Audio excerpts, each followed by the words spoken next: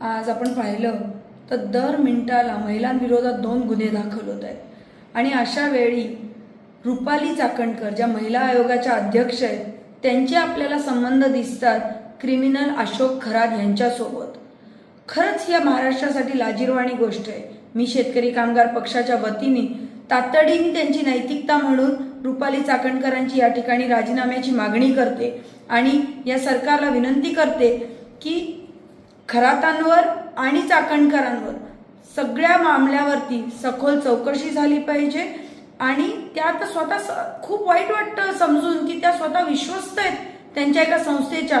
तुम्ही इमॅजिन करा, महिला आयोगासारखी बॉडी जी महिलांच्या सुरक्षिततेसाठी आहे, जी इतकी महत्त्वाचं त्या ठिकाणी त्याचं केंद्रस्थान आहे, अशा वेळी त्यांचे संबंध एका क्रिमिनल बरोबर, एका भोंदू बाबांबरोबर, त्यांच्या संस्थेबरोबर असणं ही खरंच विचार करण्यासारखी गोष्ट आहे. आम्ही शेका पक्षाच्या वतीने तातडीने त्यांच्या राजीनाम्याची मागणी करतो.